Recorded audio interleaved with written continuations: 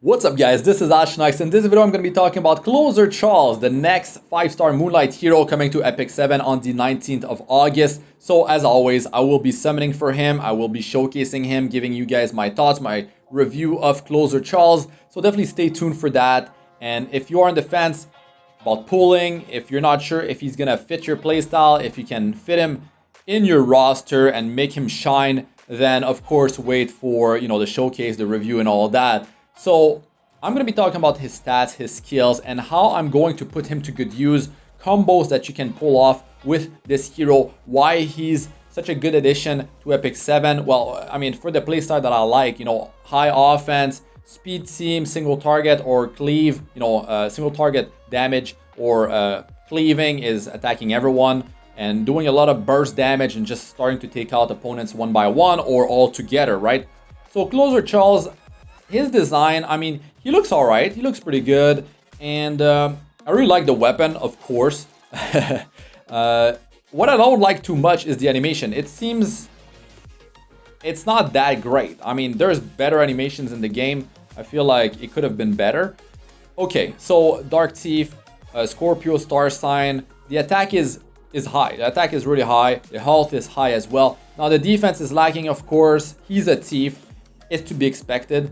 Now the speed at 113, that is very high. I mean, that's high for a CR pusher, a combat readiness pusher, which means he goes and then he will push the rest of your team, 20% CR push, combat readiness push, and you're gonna be able to hopefully go back to back, right? And that means you're gonna be able to deal a ton of damage against the enemy. Now, 113. That's high. Faithless Lytica is at 114. Roside, after the specialty change, Righteous Thief Roside, he's at 114. Judith, 117. That's good. Like 113, considering all the stuff he's able to do. I feel like that's pretty good right there. Crit chance, 23%. Good. You're getting some free crit from Awakening. Now, the Imprints. The Team Imprint, back in bottom position, 17.4% effectiveness. Wish it was something like attack percentage, right? That's unfortunate for a team that tries to deal a ton of damage as fast as possible. So effectiveness, yeah, that's unfortunate there. Now the crit chance for himself, that's good. It's gonna be easier for gearing him out. I mean, 23% already plus the imprint. That's pretty solid. Let's continue here. So yeah, let's look at his skills and I'll talk about how I'm going to put that stuff to good use, like what I'm planning, what type of team composition I'm gonna be running. So this is skill number 2. This is his passive. Now I'm thinking about pulling him on account number 1. This is my best account for speed, offense, like high attack crit damage. And I feel like he's gonna fit right in there. I do have to do a bunch of secret shop refresh to make sure I can actually pity him. So the skill number 2, Closer. After an ally, except for the caster attacks, if the enemy's health is less than 30%, increases the combat units of the caster by up to 50% after skill ups, and grants perception for 2 turns. Can only be activated once every 2 turns. Now perception, that's free crit chance and crit damage right there, 15%. Good stuff. Even easier to actually get him to a higher amount of crit and crit damage. Now that's good because the way I'm gonna be building him is gonna be on a speed set with, well, I don't think I can pull off an immunity set. But considering the fact that you're getting some free combat units push if an ally an enemy drops to 30% HP or less, that is a big deal, and that means he's gonna be able to be built different ways, and he's gonna fit in multiple people's play style, right? You don't have to be like a speed team, like purely like high speed, and you could be like you could have him on the slower side with immunity, like built for more like offense, like. He can pack a punch, high attack, crit damage, and he can definitely be built differently, right? So let's look at this skill, and I'll talk more about this in a minute. So in the team that they actually use here in Arena, they're showcasing him with a martial artist scan, which will counter attack when they hit him with a critical hit, or if you get lucky, if it's not a critical hit, and he's able to lower them below 30% HP, and that means that Closer Charles, boom, he just jumped there. He got 50% combat units increase which is a huge amount. Like, you can make him so much, like, you can make him tanky, you can make him like able to hit hard as well, and he won't need that much speed. But with 113 base speed, I definitely want to, you know, push that with a speed set, you know, 25% more. That's great. 113, you're working with a good base speed there. Now, the skill number 3, this attacks everyone. Now, it attacks. Now, the closest hero to him in the game currently that can give attack buff to the whole team and boost combat readiness is the 4-star Ice Knight Rose. Now, the problem with Rose is that she doesn't deal damage. She doesn't soften up the enemy. The other problem is that her skill doesn't deal damage as well, so that means it's a non-attack skill. That means it will trigger Selene, it will trigger Politis. We all know how annoying that stuff is. Now, if you have this skill that attacks, you don't have to worry about that. Now, of course, you do have to worry about, you know, counter attacks, Elbrus Ritual Sword triggering, and that type of stuff, right? But now you're attacking everyone, you're dealing damage, giving attack buff after dealing the damage to the whole team for 2 turns, and then you boost the combat readiness of the team by 20%. That is very big right there. You are letting them follow after him if you have enough speed on them, if you speed tuned your team, and then you have attack buff, which means you're going to be able to deal so much burst damage, and he already softened the enemy up too. Now, he's getting evasion buff for 3 turns. That is big for survivability right there. He's got very high health as well. Evasion buff is 50% more evasion, which means, like, I mean, we all know how annoying evasion actually is. They hit you, they miss. I mean, they don't hit you, they miss. And then they're only dealing 70% of a normal attack's damage. That's a huge survivability increase, especially if they're built for high, you know, crit damage. Now, you got the Soul Burn, which increases the damage dealt. So if you have a Tagiel's Ancient Book on a mage in the team, you're going to be able to deal, pack a, you know, bigger punch with him, which is great. 30% damage from the skill enhancement, -1 turn cooldown. So that means it's a 4-turn cooldown on this thing, 2-turn attack buff, 3-turn evasion buff for himself. Like, that's some pretty good uptime right there, especially if you build him with a good amount of speed, or if his skill to his passive actually triggers, which gives a massive 50% CR push to himself. So you could definitely build him on the slower side, and as long as you make an enemy drop to 30% HP or less, boom, he will be able to cut. I mean, he doesn't need that much speed, really. Like, he could be running 150 speed, basically his base speed plus a speed set, and a few points of speed here and there, and he's gonna be able to just, like, cut after the enemy, right? Unless, of course, you know, the Cerise applied restrict on him, so he's not gonna get that CR push to actually happen. Now, the skill 1, Elimination, sharply cuts the enemy when used on the caster's turn. If the caster is granted Perception, uses Demolition instead of Elimination.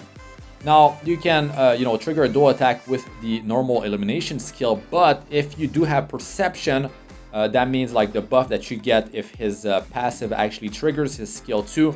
Demolition, what it does is attacks the enemy with a sword, single target attack. Damage dealt increases proportional to the target's lost health. So it works well with the fact that you already dealt some damage to them with skill 3. Maybe your team dealt damage to them. It's going to be great for cleaning up with Demolition, like lower health, more damage that you're able to do. When the enemy is defeated, decreases cooldown of Descent by 1 turn. This attack does not trigger a dual attack. So yeah, that is huge right there. Reducing cooldown of Descent, which is skill 3 by 1 turn. I mean, that's the only one that has a cooldown. I mean, the skill 2 does have a cooldown. The passive can only trigger every 2 turns, but yeah, it's for skill 3, -1 turn. It's pretty cool, but you do need to defeat the enemy, so it might be harder to do that if you have him built with, like, a lot of speed and he won't hit that hard. So yeah, now what I'm thinking about doing with Closer Charles is to have him with, like, let's say you have a hero that initializes against the enemy. You have a hero that has a base speed with like 128 speed. Now, you're close to guaranteed to go first if you have, like, good speed like the enemy. Like, you're not getting over-geared, out-geared by the enemy too much, right? Assassin Sid, Assassin Coley, you can definitely go first because of that. Now, if you have souls, you're going to be able to soul burn the, here, August the 19th. Really cool. The glasses there. What did he just mid? I like that in the lobby. Really nice. Yeah, the animation kind of underwhelming, really, though. Look at that, like a boss, though. Okay, so let's talk about the skills. So Assassin Sid goes, or any one of your favorite, hero that can initialize and start to deal damage to the enemy. You do that, and then that means that the passive of Closer Charles will trigger, right? And if you don't have restrict debuff on you, you're gonna be able to get that sweet up to 50% combativeness increase, which means like he's gonna follow, and that's beautiful because he's gonna give the whole team attack buff, including himself, but he won't have it for dealing damage with skill 3. But man, that is one combo that you can do, definitely. Now, you could use Assassin Sid, Assassin Cole, you could be using Pavel, Kauric. Like, you can use a hero with a high base speed that you have. I mean, it's gonna be hard to gear those type of heroes. It's definitely hard because you're aiming for super high speed and also offensive stats like crit damage, attack. So it's definitely rough, and you even need to worry about effectiveness for a hero like Assassin Sid, which is definitely rough. Now, you don't actually need to kill the enemy. So even if you're fighting a team that has like an Aureus, I mean, up to maybe even a Fa and Cecilia with Aureus, that might be rough to actually bring them below 30% unless you have the Soul Burn. So it's either that you land the kill, you took out that hero, that's great, but then if it survives, Closer Charles, I mean, he just goes, right? So you're setting up the team nicely. You're getting that 20% combativeness increase, attack buff. So the rest of your team will most definitely be able to deal a ton of damage because of that. You're not triggering Politis. You are not triggering what's her name? The Celine, right? So that's huge right there. Like, when you're fighting RTA and there's the enemy that's just trying to counter pick your playstyle, like, if you don't have to worry about stuff like that, that is, yeah, one less thing to worry about, especially with like a speed cleave, speed high damage type of playstyle. There's a lot of counters, a lot of ways that the enemy can mess you up good, and it's great to have, a hero like that in your arsenal. One hero, a tool that you can use and put to good use because of that. Now, like I said, you can definitely build him differently. Like, you can have him very high speed. Like, you could put your best speed gear on him and he can boost the combativeness of your team by 20%. 20% is not the biggest of amounts. Like Judith, she's a 3-star. You can get her, I mean, not for free, but she's easy to get. 30% combativeness boost from her S3. Roside is 25% CR push from his Righteous Thief Roside from his skill 3. So yeah, 20% is not the greatest of amounts. That's like Challenger Domino, but he's applying attack buff on the whole team, of course. Faithless Lydica, the issue is that you need to actually land. Your attack needs to land, right? You need to hit the target with it to actually be able to get the CR push for the team. It's per target, and it works better in a 4v4 format, of course. But yeah, at least like you don't have to worry about that stuff with ML Charles, so I do definitely like that.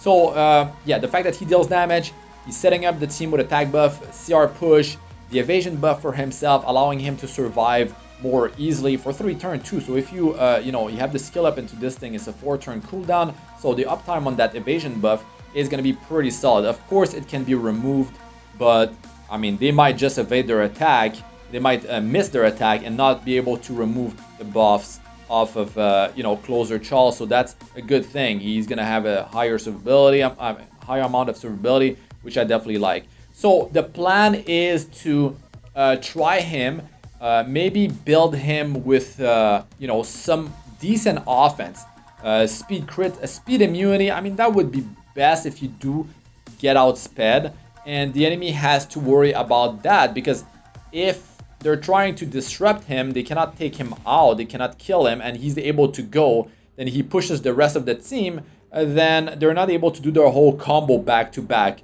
So that's definitely going to be a big deal right there. So he definitely has some great pros, some great advantage over using Rose. Rose is more of the defensive type of playstyle hero that you can bring in your team, but he's the offense the offense type of hero that you can bring in there to soften them up, set up the big burst, and make sure that your team follows after him, so you don't have to build so much speed on the rest of your team. 20% CR is a good amount. Like it's a big amount, especially if you do have speed memory imprint or imprints. It will facilitate the whole thing. And you could always just ban Cerise, you know, in RTA, like a hero that you know has a much better, you know, base speed compared to Closer Charles. With 113 is definitely not the greatest when you have like Assassin Sid and Coley with 128, and Cerise is like what, 124.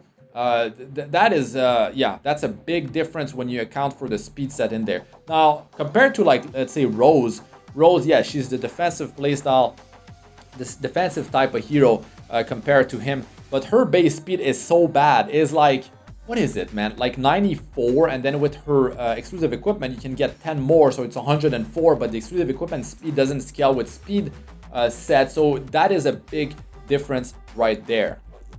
Even if you're like triggering counterattacks Elbrus and the enemy's like, you know, counterattacking Closer Charles, at least he did his job. That's the great thing about it. Like, he already did it. The skill 3, he boosted the CR of the team, he gave them attack buff, done. He dealt some damage, done. Like, if he survives, that's a plus, of course. Now, you can definitely go ahead and you can build him with like high attack, high crit damage, pretty decent speed. Like, he could have like some like only 200 speed and he's gonna do just fine. You can do like they did in their small showcase here. Like, you can have ML Can or, you know, heroes that have counter stealth Elbrus, and if you're able to manage to land a hero at 30% HP or less, you will trigger him and he's gonna go, and then you're gonna do that beautiful thing of giving attack buff, CR push, getting evasion buff, and you're just gonna be able to have your heroes go back to back, and it's gonna be great. Of course, he's gonna be paired better with like heroes that scale off of attack. If you have some bruisers, they should be ones that scale off of attack. You know, Fire, Ravi, Landy, I mean, you know, Seaside Bellona, heroes that will survive 15k, like 15,000 HP, you know, maybe 1400 defense, something like that.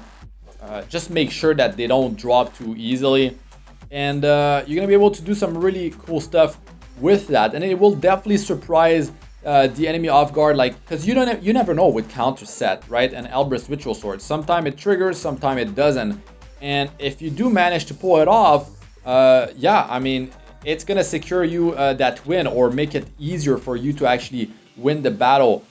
So yeah, still, like, if you do like the bruisery play style, if you do like you know, tankier heroes, you just want to take the damage and you know, fight back with counters, or just wait until it's your turn, you're using a turn 2 team, you're slower, you could still incorporate like a Closer Charles in there to yeah, to bring some more offense in your team. And yeah, definitely a very dangerous hero to have in the team if you can pull off the combo. As soon as you activate that skill number 2, that passive, man, the enemy is gonna be in big danger, that is for sure, unless they're still going after him and they're able to retaliate and mess you up before the rest of your team goes. If you're looking for an emulator or a new phone, check the description of the video. Let us know what you guys think about Closer Charles in the comment section. But that's going to be it for this one. I'm Astranox. Good luck with all you do. Peace out for now.